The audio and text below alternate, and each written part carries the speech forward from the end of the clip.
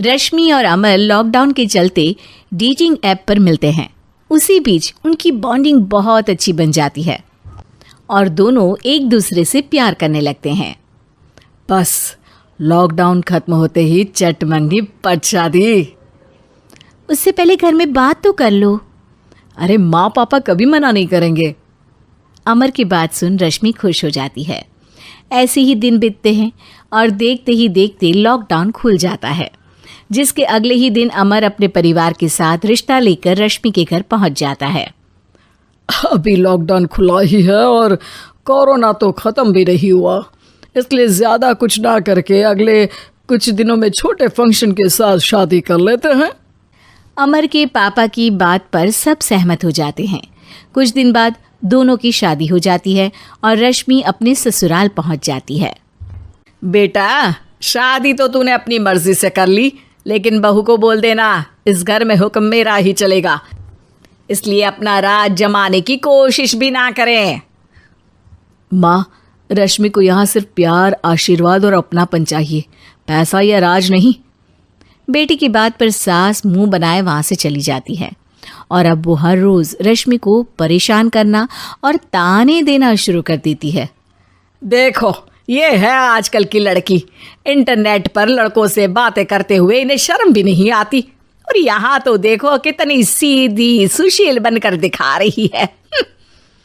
Mummy, शादी के रिश्ते वाले इंटरनेट ऐप से जब किसी को कोई दिक्कत नहीं है, फिर डेटिंग ऐप के जरिए मिलना किस तरह गलत हो सकता है?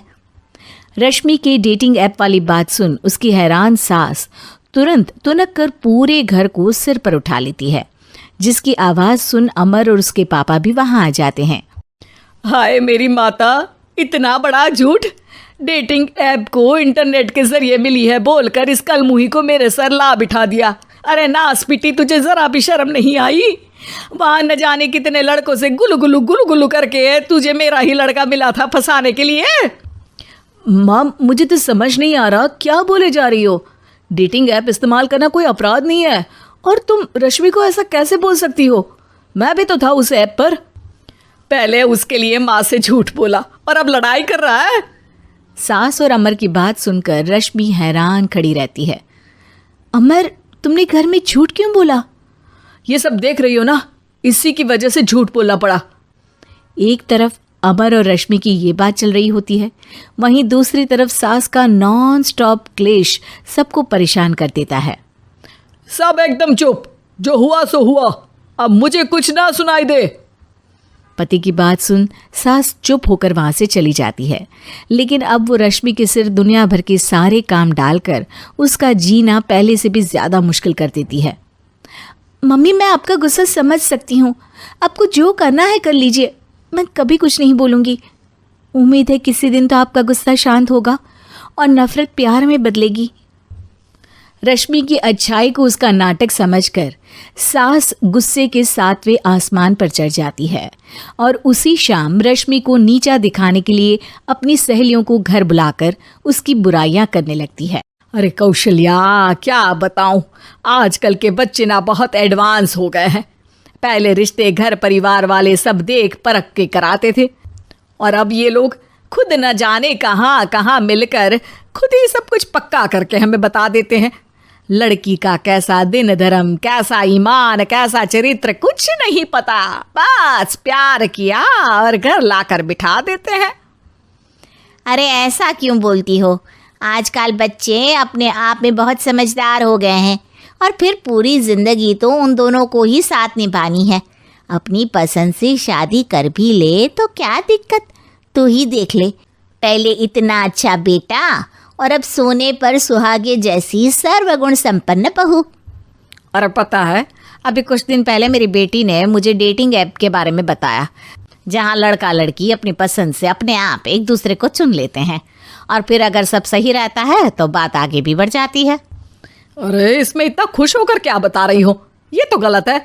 न जाने कौन क्या है, कितना झूठ कितना सच है। अरे पर सोचो, जब तुम किसी के बताए रिश्ते को देखने जाते हो तो क्या एक ही बार देखने से सच झूठ का पता लगा सकती हो? ज़रूरी नहीं कि बच्चों का लिया फैसला हमेशा गलत हो। अरे बहुत बार हमसे भी तो गलत फैसले होते हैं ना। अच्छे बुरे लोग तो हर जगह मिल सकते हैं, फिर इसमें सिर्फ बच्चे ही गलत कैसे?